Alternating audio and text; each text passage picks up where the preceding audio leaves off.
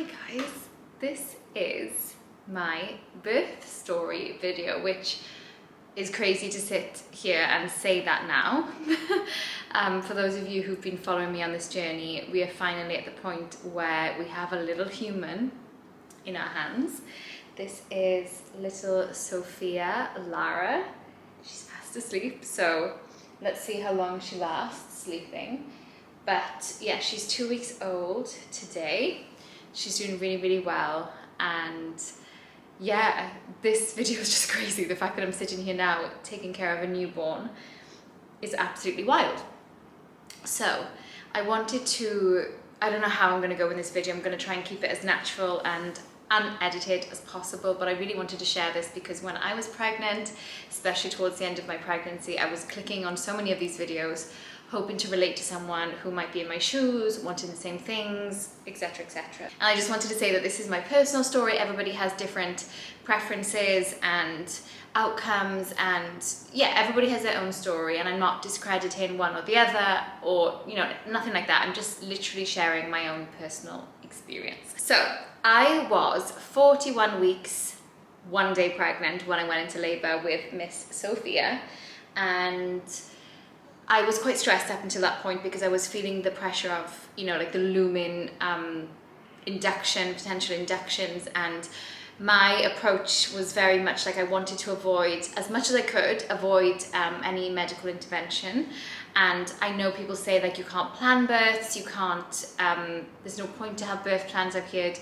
My opinion is very different, and it's like when they say birth is like running a marathon. If you don't train, you don't prepare, and you don't plan, then yeah, things can happen, things can change. I'm not saying, like, I was very open to the idea of like my birth plan changing in the moment if that had to be done.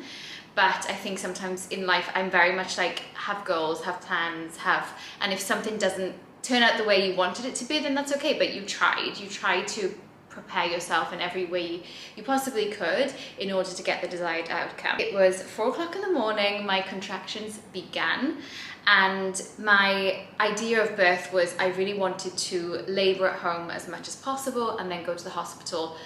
I don't want to say last minute because that sounds irresponsible, but as late as I safely could. We lived 10 minutes away from the hospital, and then have the baby in hospital, basically. We live in Koh Samui, which is in Thailand, and yeah, I had a doula as well. So I had my partner with me and I had a doula, which was the best decision ever.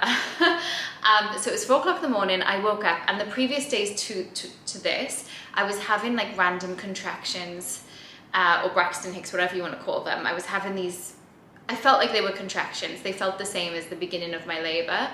And then they were stopping, starting, and I was getting so like frustrated, and I think also that wasn't helping my body go into labor because I was feeling so stressed of like, I need this baby to come like on her own. I don't want to be having inductions and things. 4 o'clock in the morning, hey, was that a yawn? Was that a big yawn, my love? Hello. Stay asleep, please. So I thought, is this another kind of false start? Is it just going to start, a couple of contractions and then stop? So I didn't even wake Roberto up.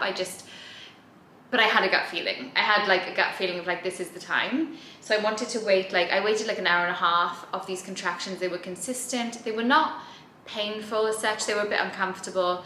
I came into the living room, I went into the other room, and I started making a video. I don't know if I'm going to upload some of the content that I took in this video. I'm not too sure how I feel, but I did start to make like videos of like, guys, I think this is the moment. In oceans deep, my faith was there, and I will call upon your name and keep my eyes above my God.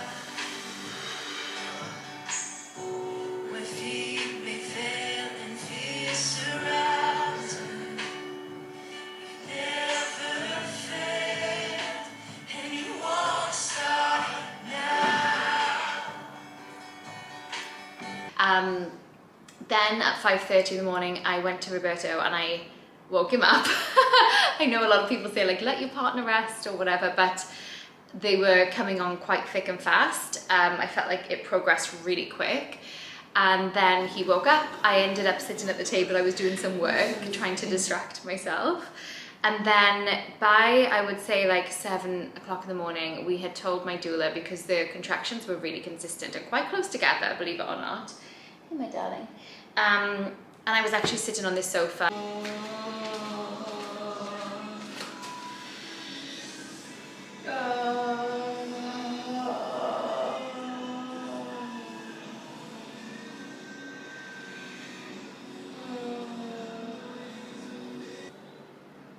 Okay, good, okay. The gate is open. See you soon. Bye. Yes, babe.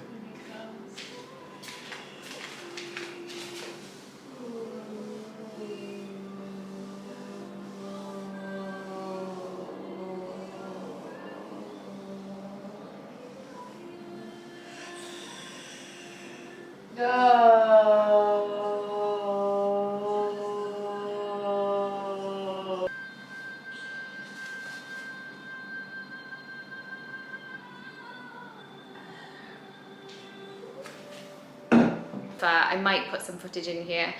And I was struggling already with the contractions. I was already like, this is pretty intense. Like, this is intense. I don't know how far along I am, but anyway.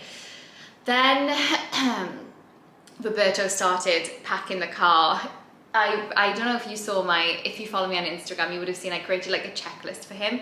I know not everybody, you can't really plan a birth like to a T. You can't plan checklists perfectly and all that kind of stuff, but I think men in general are far more like logical and need a bit of a system in comparison to women. I think women are more, in general, more emotional, more like go with the flow, whereas men, at least my partner, he needs a bit of a, right, show me what needs to be done. So I created a checklist. It actually really worked because he had something to focus on rather than feeling a bit overwhelmed. And I knew that we would both have this feeling of like adrenaline of like, oh my God, this is actually the moment. This is the moment where it's all going to begin and life is going to start coming into this world. It makes me so emotional just saying that.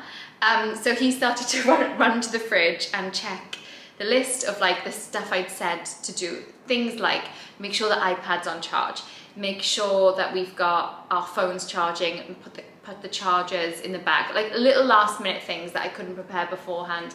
Make sure that the electric gate is open because the electric in this country cuts off quite often, and that would be the worst if we were needing to go to the hospital and the gate wouldn't open to get the car out. So little things like that, open the gate, put the pillow in the car, like all these things. So he started doing those things, bless him. I'm putting this up in the car. It's for the nurses.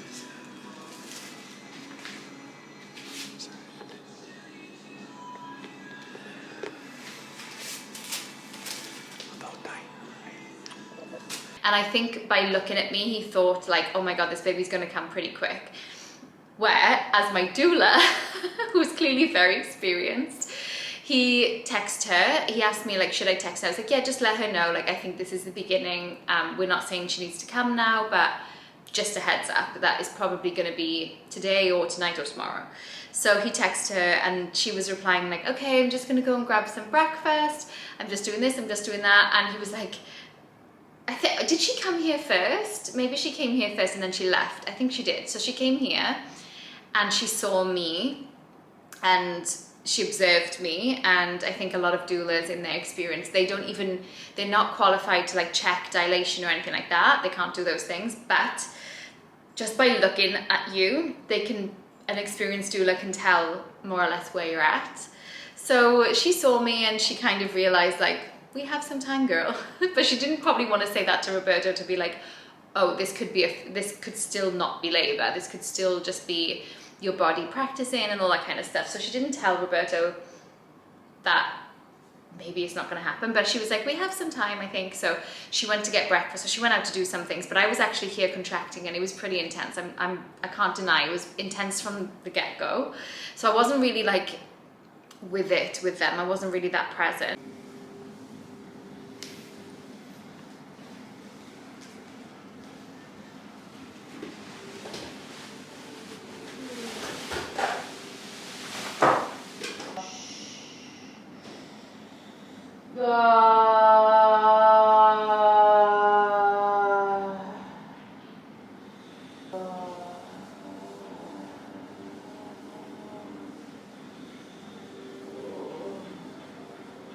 Roberta was like freaking out, like thinking we were just going to go to the hospital straight away. So when she said like, oh, I'm going to go and get this, I'm going to go and pop there and then come back, Roberta was like, what? Wait, I thought we have to go.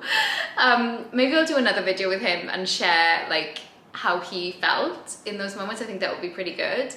So yeah, that was maybe like 7, 8. My idea of the time is way off. So I'm probably not going to give complete accurate timings of everything.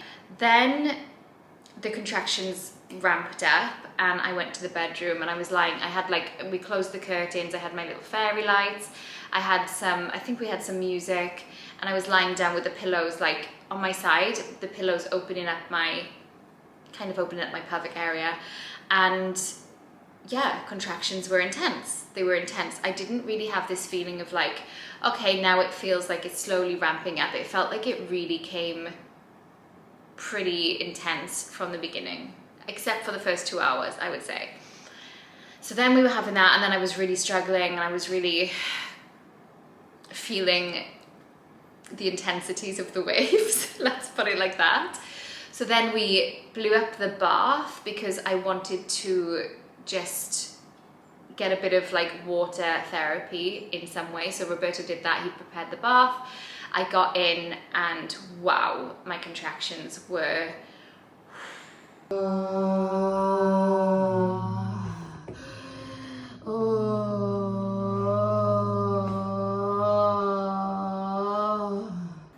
intense. And if I put some of the videos on here, you will hear the noises I was making. That's when my doula started to be like, okay, we're progressing. I think this is going in the right direction. But we didn't have, between the 3 of us, we didn't have a solid, like, when are we going to go to the hospital? Because none of us can know the dilation, right? The doula cannot decide that for you. You as the mother or partner together, you decide when you feel like it's time to go to the hospital. So that's quite a decision to make because I'm not a medical professional. I've never given birth before. And I think subconsciously this was kind of weighing on me. Like I need to make that call at the right time without any experience. Because I don't want to have the baby at home at this time. I would love to do a home birth in the future.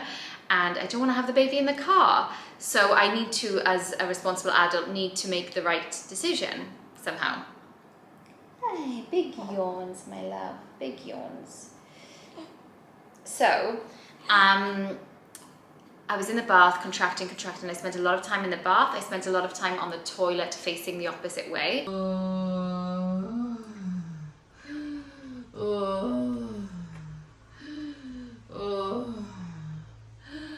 Okay, time to go. Roberto was just incredible. He went through that labor with me at every single moment. I am not exaggerating. I couldn't go through the contractions, especially when I was in the bath and on the toilet without him. I needed him with me, and he was applying counter pressure on my hips, my bum, my back, like everywhere, every contraction. And a lot of people, I think they don't give the partners enough credit, especially partners who are very present and helping you through the labor.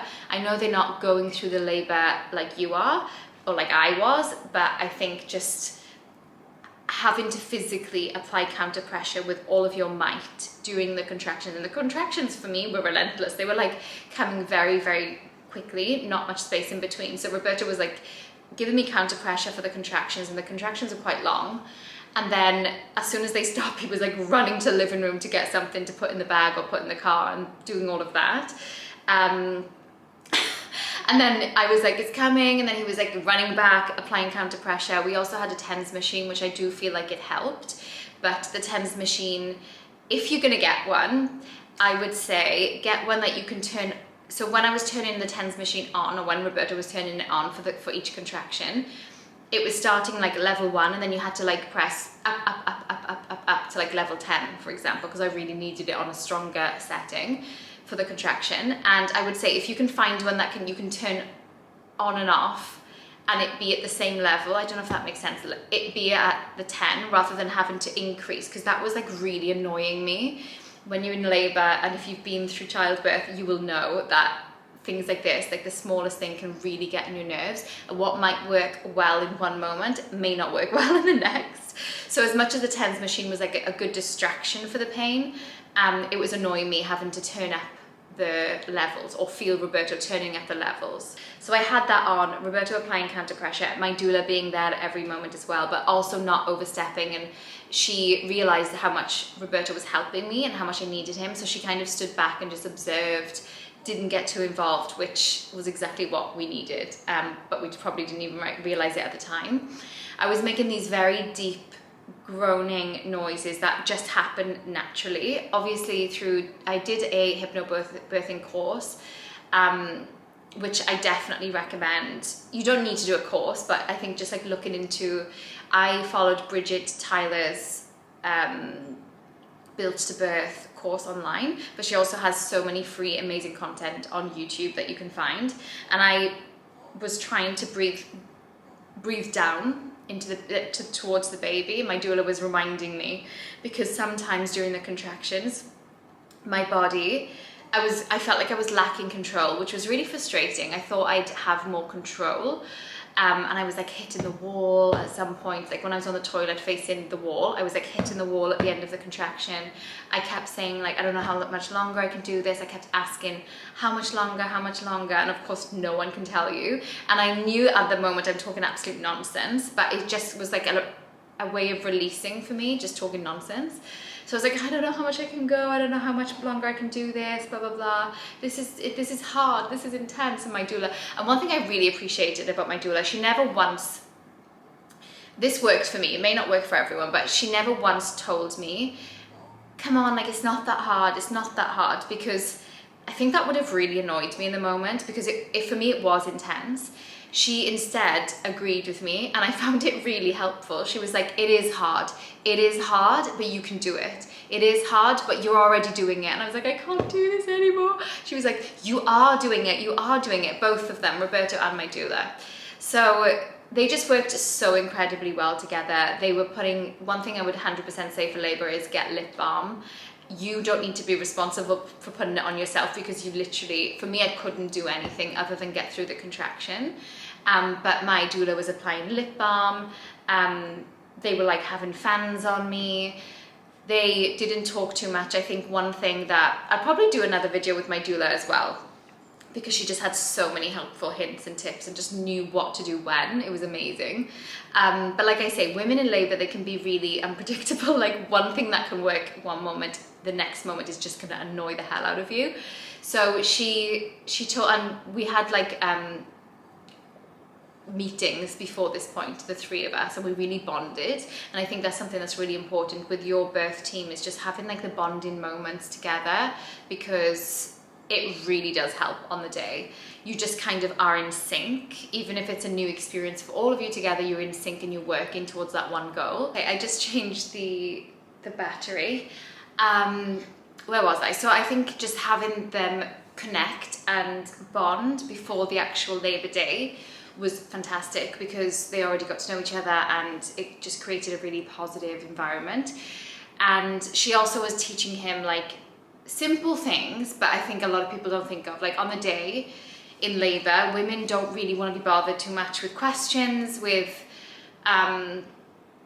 just bothered in general. Like she was telling Roberto, like, don't ask too many questions. Like, don't ask long-winded questions to your partner, especially when they're in like the thick of contractions. You just need to be like, even gestures, like offer her water, just with a gesture, water. And I, at some point I was literally like hitting Roberto away. Like it was so bad. But it's true, it's just natural instincts kick in, and you just want to get through the contractions, and you don't care to like, not be rude, but like you're just not super polite and like how you normally would be, if that makes sense. I was just like hitting his hand away for certain things, whereas like sometimes he was like massaging my back, and that was helpful, and then in the next moment I hated it, and I was like, get away. I was like knocking him away, and just preparing him for that, like, because you might think as a partner, like, what am I doing wrong? Like, you know, it was working before, now it's not working, and you might take things personally. And she was telling him in these meetings leading up to the labor, like, don't take those things personally. It's just natural. It's just the way it is in labor, and you're just doing a good job, like, whatever. Just don't, yeah, don't get upset by those things. So where were we? We were in the bath. That was just next level. And then I was on the toilet and then back in the bath and then on the bed, and I kind of like was moving between those things. My doula was really good at helping me stay upright. I think if you're looking to do a physiological birth, being upright and having gravity help you is really important. And as much as sometimes I really wanted to lay down and just like kind of take a rest, it felt like laying down was kind of resting even though the contractions were strong. She was encouraging me to like sit on the toilet, sit upright in the bath, even if it's just leaning over the bath, just use gravity in your favor. And that was fantastic because I think that really, really helped me progress. So that was that. And then I felt the contractions becoming stronger and stronger, and yeah, I was struggling. I was struggling to keep it together, and I felt at some point like, okay, I wouldn't say urge to push. Well, maybe. I think if I was having a home birth, I think I would have given birth much faster, and I think I would have had the urge to push much quicker, because I was in the bath at some point and I felt like my voice started to change a little bit more, and I felt that I could potentially start pushing. I felt my body kind of going into that, like bearing down, and I don't know, but because subconsciously I knew in the back of my mind that I had to get to the hospital, that's what I had planned, and it's actually illegal to give birth here in Thailand.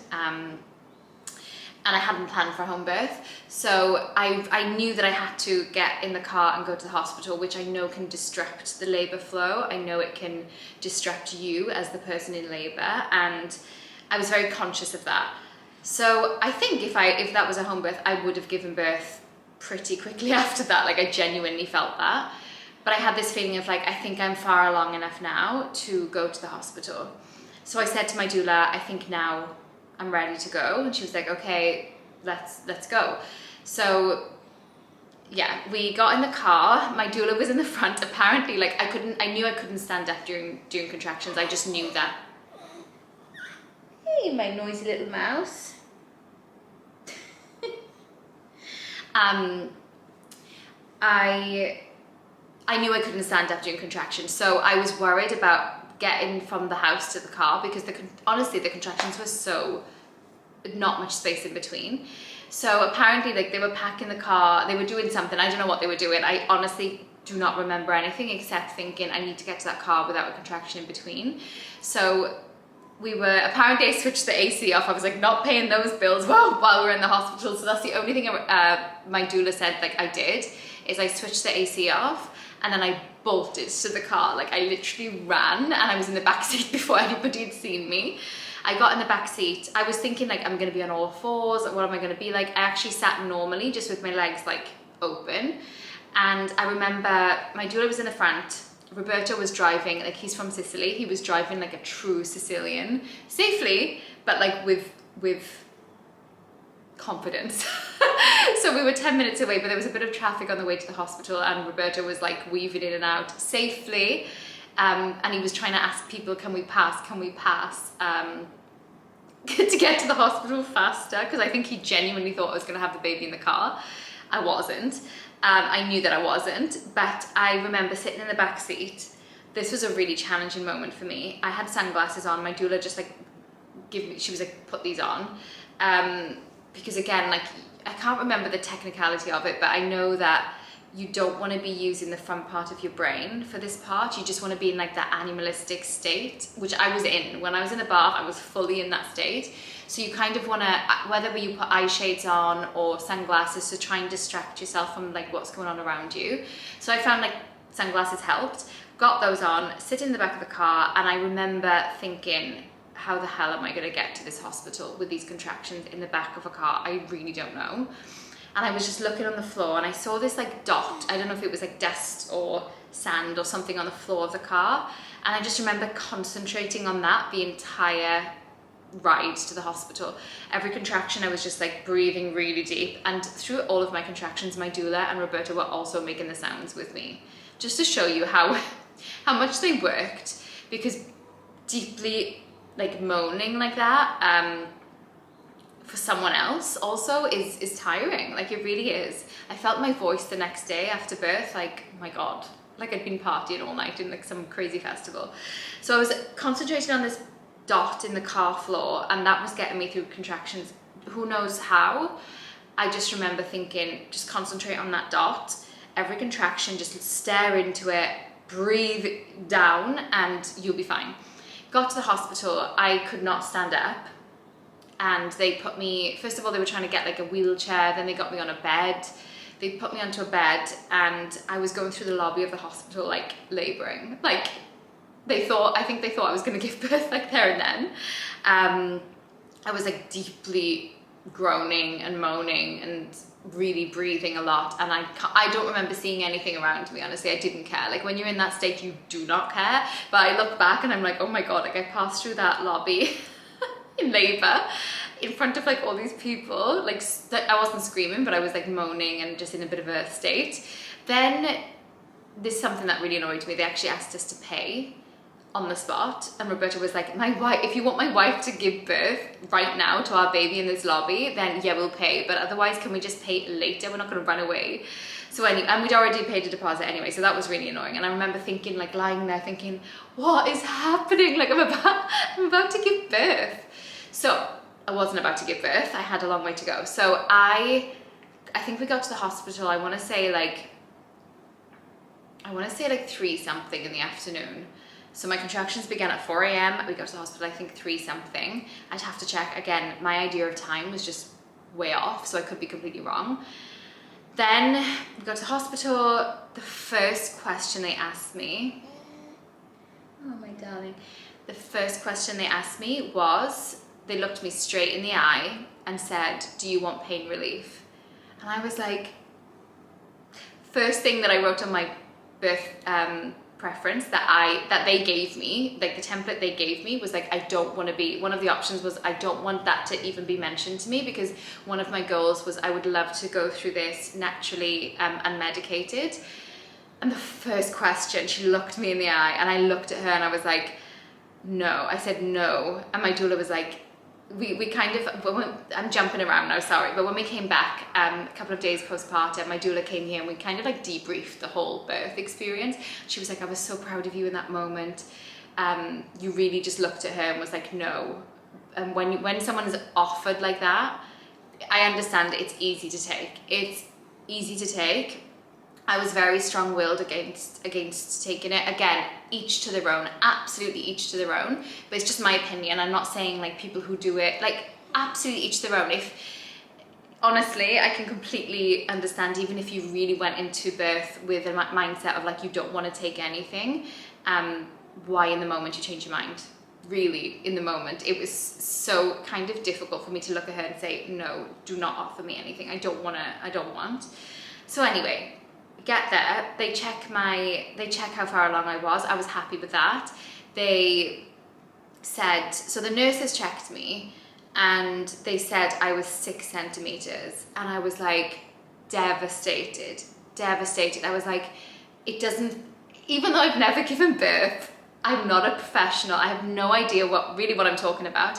I had a feeling I was far along than that. And I think every woman in labour probably feels they're further along than what they thought. But my ideal situation was I was going to get to the hospital between 8 and 10 centimetres. So I was really disheartened when I hear that. I think I was like, I swore, I was like, what? Like, I really thought, and I got really disheartened. Then the doctor came like literally seconds later, and she was like, I want to double check. I think because of the noises I was making, I think the doctor had a feeling that potentially was not right. I don't know how you can get that wrong. I'm not sure how it works. But she came and she was like, let me check. I want to check. So the doctor actually came to check and she was like, no, you're 8 centimeters. And I was like, oh, thank God. And during the contraction, it was actually moving between 8 and 10. I don't know technically how that works either. But anyway, she was like, you're 8 centimeters. And I was like, thank the Lord. So I moved to the bathroom. Again, sitting in the toilet. They didn't have a bath there, so I didn't even use the shower. I don't know why. I think it was going to bother me. I don't know. I just didn't feel any connection to wanting water at that point. So I was on the toilet facing backwards again, leaning, so I had like pillows on the back of the toilet.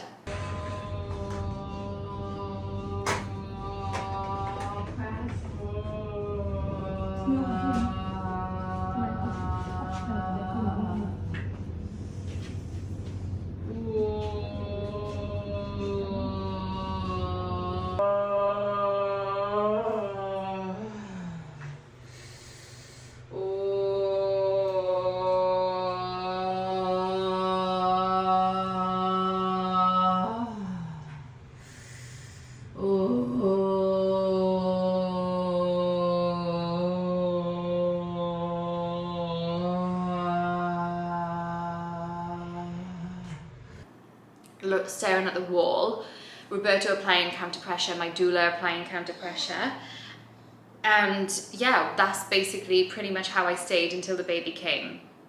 I was repeatedly saying, I can't do this, and this is apparently when the baby is very close to coming, is when the mum keeps saying like, I can't do this anymore, I'm tired. I was so tired physically. I feel like those contractions really wiped me out, like the energy. It takes so much of your energy. You're like a little piggy. I don't know if the camera's gonna pick up this noise, but she's literally like a little piggy, aren't you? So, I look like I've got really bad posture in this. So, we're going through the contractions, we're going through. The nurses kept coming in to check. Because of the noises I was making, they were thinking that I was having a baby like on the toilet or something, because they kept coming in and being like, you know, is the baby coming? Because yeah, the noises I was making were just like, it's crazy to think that your body just kind of knows the noise to make. I don't know, it's really strange. Then I felt like, okay, this baby is coming soon. We moved to the bed. I was contracting back and forth on the bed. I was on my knees.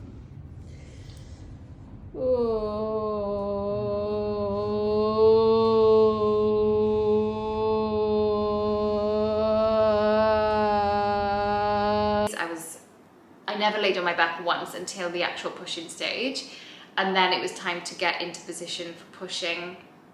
In the hospital I was in, the doctor prefers the patient to be on the back for pushing, which is not something I really agree with, being forced into a position that you're potentially not comfortable with. Again, everybody has different opinions, that's mine. And if I had to give birth again, we're on an island where we don't have much choice of medical providers, so I didn't have the luxury to be choosy. I was very blessed with my doctor in terms of like how open they are to alternative ways, whereas a lot of doctors here are absolutely not even open to natural birth. So I was very blessed, but I did know that I had to go onto my back for the pushing stage,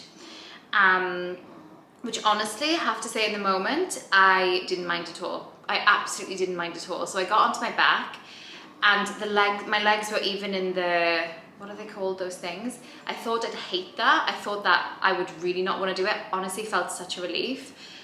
So get into that position.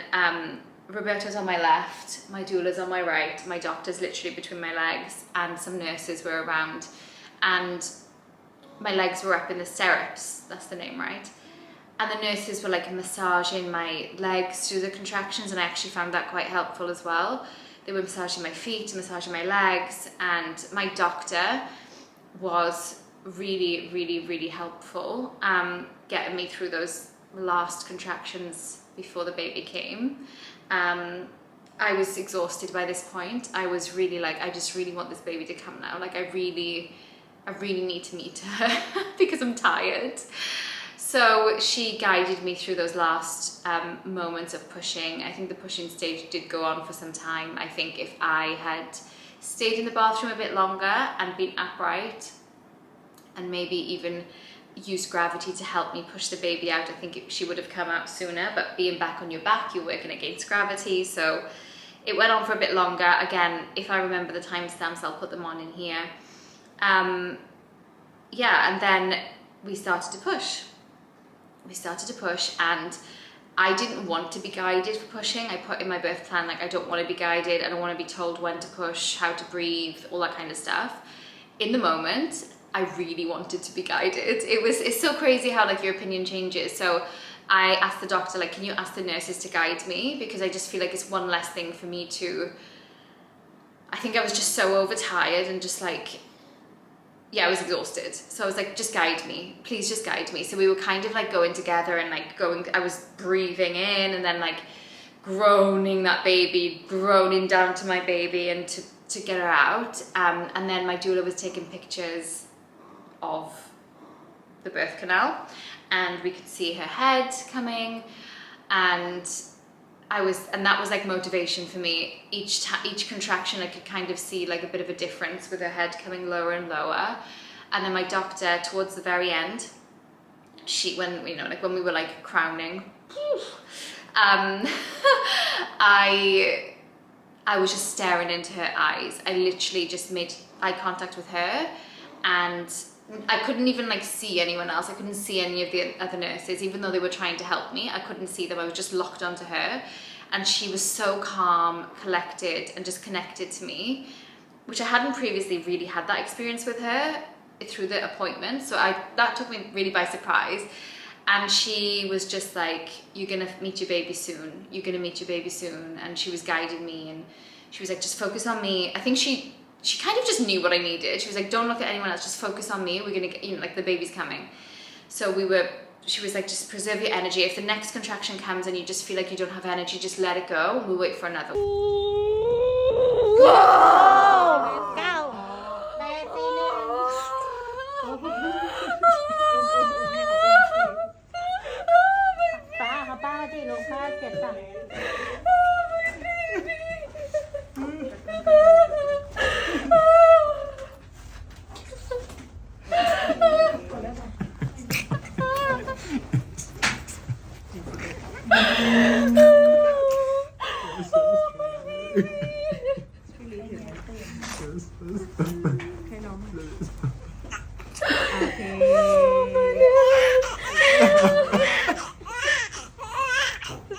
Welcome to this program. The baby's here.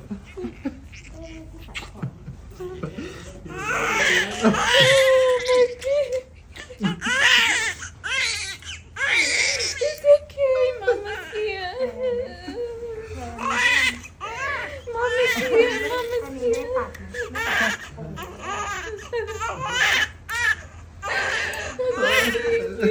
She was born, and it was just so surreal. Like, you're just so tired. You know, sometimes like I thought I would see her come out and start panicking, like, where is she, where is she, where is she? But I was so tired, and I just trusted my doula and I trusted Roberta to just keep an eye on her and, you know, like just check her.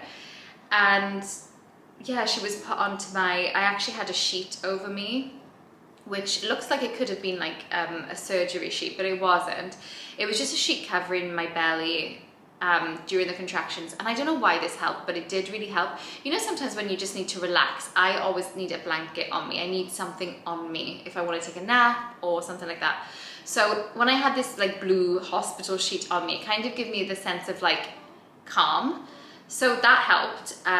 So she came out, they put her directly onto me, but it was on this blue sheet, and she wasn't crying initially, and they sucked like all of her whatever, and then she just let out this huge cry, and it was just so relieving, so beautiful, so like, oh my god, we actually did it. Roberta was crying next to me. I was looking at him, but I was so tired. I was just like, someone just take care of this baby, please.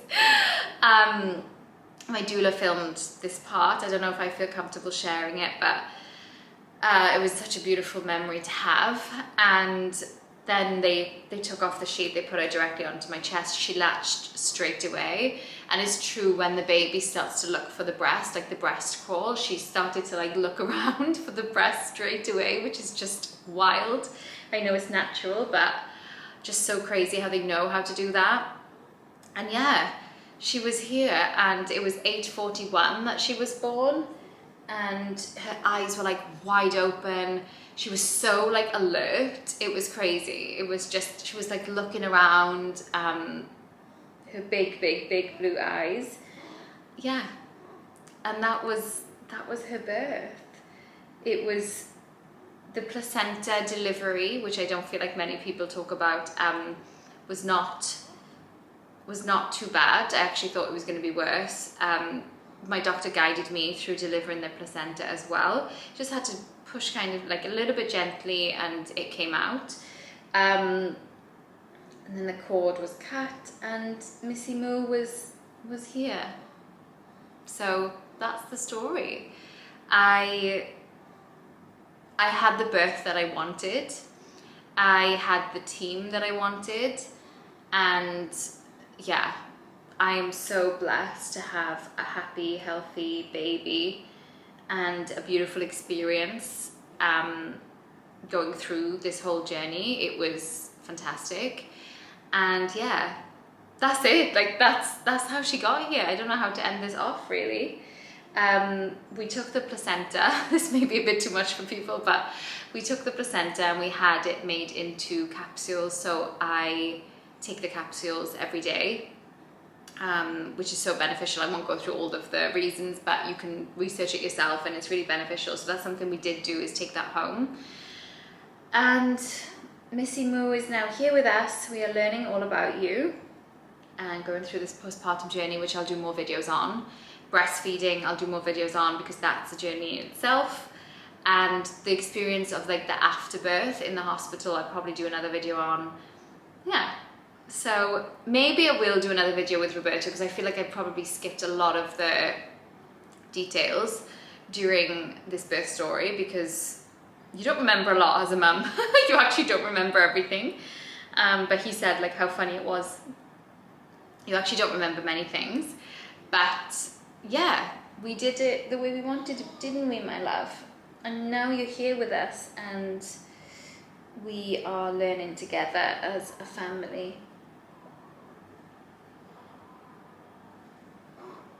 If you've got any questions, so when I do the video with Roberta and potentially my doula as well, I can answer those questions because I probably missed like loads out in this. Let me know in the comments below. And yeah, thank you for watching and I will see you in the next video. I'm definitely going to do more like newborn things as well because I found those videos very helpful. So thank you for watching and I will see you in the next video. Say ciao, bye bye, bye bye.